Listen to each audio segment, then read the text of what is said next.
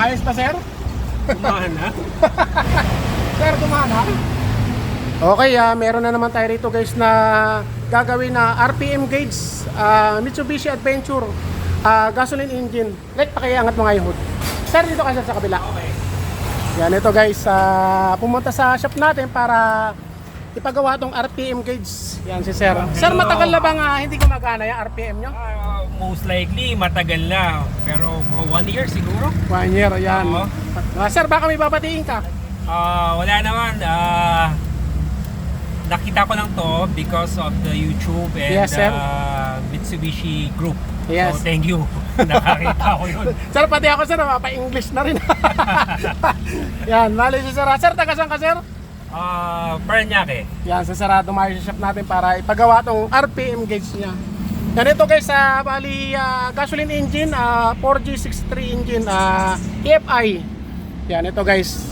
Ito ang issue, ang nirereklamo ni sir, hindi gumagana.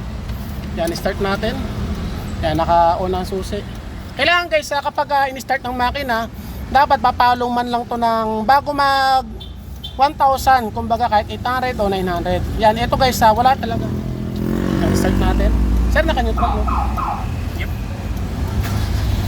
Yan. Naka-under na guys yung makina. Yan. Ganito lang guys ang style. Ang gagawin nyo kapag hindi pumapalo yan at ipapagawa nyo. Yung iba kasi sasabihin na hindi na talaga gumagana. Yan, ngayon minsan magpapalit kayo ng sensor, RPM sensor. So ito guys, na nagiging sira lang nito, kuha ka ng capacitor tol. Ang sira lang yan guys, capacitor. Tamang-tama at kararating lang ng pyesa natin na capacitor. Ganito guys, re-revolution ko. Tingnan nyo kailangan galitin natin yung makina. Yan sir, pumalo, di ba? Dati hindi mo pinapapalo na kayo, natatakot ka. Hindi mo ako sa natakot. Alam ko talaga hindi siya papalo. Kasi Kasi minsan kasi guys, yung iba, natatakot i-revolution ng malakas. Kasi nga baka masira ang makina. Ganun lang guys gagawin, i-revolution nyo lang ng malakas. Yan, dapat kapag ginalit yung makina, dapat aabot siya rito ng 5,000. Lalo na to, gasoline engine. Kailangan 5,000 ang iaabot niya. So ito, galit na galit ng makina. Yan lang ang pinapalo niya.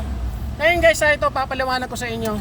Kapag ganyan ang problema o issue, ito lang guys ang bumibigay dyan. Tamang-tama, kadadating lang ng pyesa natin. Bali, ang pyesa na to, nabibili to sa bilihan ng mga pyesa ng TV, radyo. Yan, ito lang guys ang babanggitin nyo. 25 volts, 10 microfarads. Yan, ito guys nabibili to sa mga electrical parts o bilihan ng pyesa ng TV. Yan lang guys ang bumibigay dyan. Ngayon ito guys, kakalasin namin to, ipapakita ko sa inyo guys kapag nabaklas ko na kung ano lang nagiging sira niyan. Yan, kalasin muna namin guys. Yan ito guys, nakalas na natin yung panel gauge o dashboard. Yan, ito lang guys ang una yung gagawin. Tatanggalin nyo muna itong salamin niya. Yan, ganito lang yan guys. Yan ito.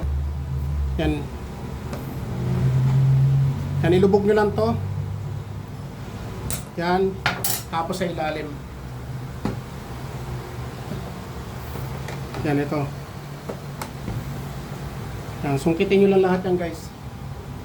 Mabubunot na yan.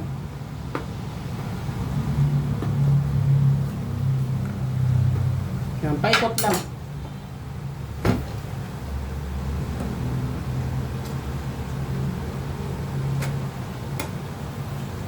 Medyo dahan-dahan lang guys kasi minsan nababasag yan.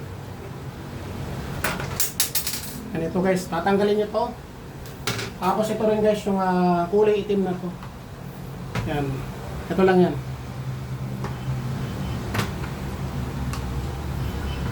Yan, ganyan lang. Tapos ito guys, iingatan nyo to, yung bright indicator. Yan, kasi ito guys, kailangan nyo hugasan to para matanggal na yung mga alikabok. Yan, ito guys, yung bright indicator. Yan, ito guys yung re-repair natin. RPM gauge. Yan, pakita ko sa inyo. May tatlong tornilyo yan. Ang pagtanggal niya, counterclockwise. Medyo ingat lang guys kasi minsan napuputol yan sa loob.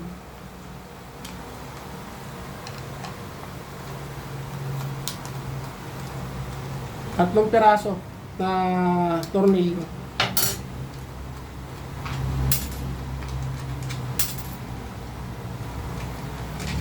Yan, ito guys, pakita ko sa inyo yung nagiging sira niyan.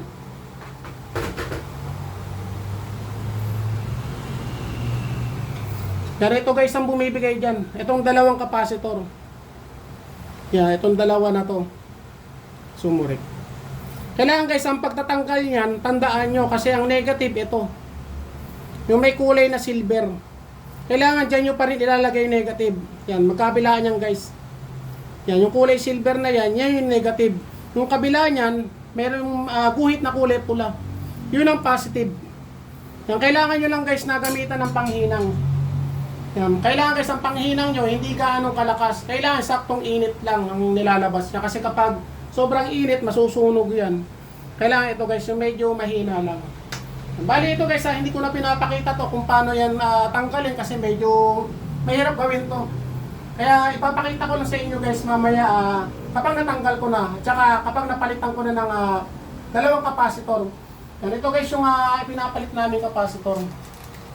Ito guys, kung gusto nyo mag-DIY, sabihin nyo lang 25 volts, 10 microfarads.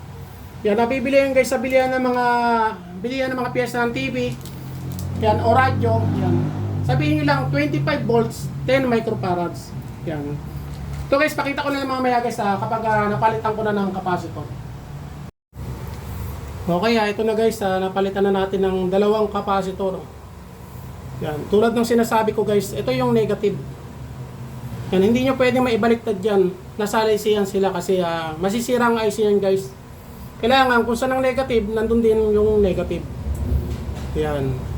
Tapos ito guys yung pinagpalitan natin. Yan, dalawang capacitor. Yan, kumbaga sira na yan guys, kaya wala na siyang binabato na magandang kuryente. Yan, ito naman guys yung mga ginawa ko nakaraan. Sa ngayong September na buwan. Yan, marami yan guys, hindi lang siguro nasa 10 panel gauge, RPM gauge. Yan, tapos ito, nadagdag pa yung Kaiser. Yan, kali ipapakita ko muna sa kanya yan bago natin isama dyan. Yan, ngayon guys, ito same process kung paano tinanggal, dapat ganun nyo rin ibabalik. Ngayon meron yung dalawa dito. Yan, kailangan tumusok yan dito. Kailangan nakasentro.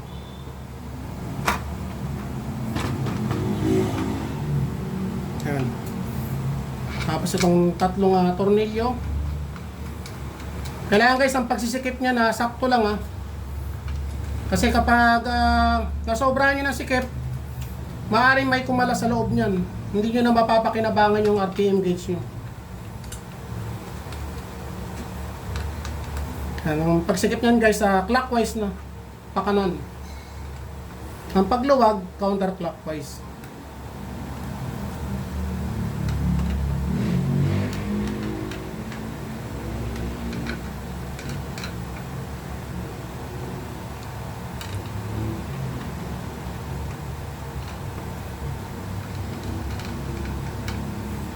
Yan.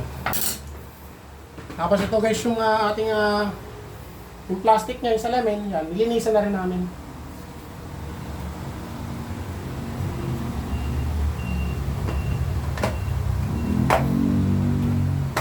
Yan. Kailangan guys mailak nyo. Lahat. Yan, okay. Ngayon, testing natin. Masubukan uli natin guys yung GN Paladin. Sir, doon ka sir sa kabila. Ay, kanila. Ngayon guys, kapag gasoline engine, ito guys, check nyo rin. Ang alam ko, capacitor din to. Yan. Kapag putol ang wire niyan, hindi rin gagana yung RPM gauge nyo. Yan. Kailangan guys, nakakonect yan dito. Yan. Kailangan hindi siya putol. I-check nyo rin yan. Dalawang wire yan. Yan. Ngayon malusubukan natin guys ang GN Paladin kung gagana. Yan, dito ka rin. Sir, sa palagay mo gagana? No, testing natin sir Kapag hindi gumana sir, libre. Wala kang babayaran. Pag gumana rin, libre rin. Kapag gumana, doble ang bayad. Yan. Bali, dalawang sakit yan guys. Yan, dalawang sakit. Tapos ito, kailangan maibalik nyo yung speedometer cable na yan. Okay? Kailangan guys na naka-lock maigi ah. Okay, mamaya na natin na babalik lahat. Yan. Kailangan guys pag i-start, papalo siya bago mag 1,000.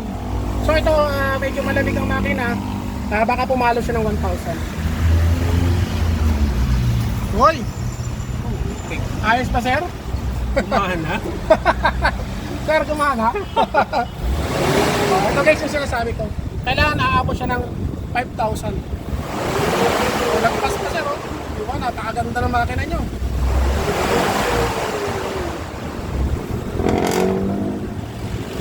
Ganito guys, mamaya-maya, bababa pa yan kasi medyo malamig pa makina yan. Bumaba na sir. Sir, ano masasabi mo sir? Nice. Hindi ka makapagsalita to. Sir, maraming salamat po sa iyo. Salamat. Yan, problem solved. Yan guys, tingnan nyo si sir, halos hindi na makapagsalita sa sobrang tuwa. Yan ganun lang guys, ang gawin nyo, gayahin nyo lang yung video ko. Ito kasi guys, hindi ko pinapakita kung paano yung palitan ng capacitor kasi talagang maselan yan. Kasi kapag binigyan pa natin yan at tumalon ang tingga, baka mayari tayo na may-ari kasi baka hindi na gumana, umusok pa yan. Kaya kailangan iingatan yan guys. Kaya ganun lang guys, dalawang capacitor ang papalitan nyo. 25 volts, 10 microfarads. Yan. Bali, Mitsubishi Adventure, isa lang guys ang capacitor niyan, diesel engine o gasoline engine. Sir, thank you po. Thank you. Yan po sa pag-uwi. Okay guys, maraming salamat. Thank you.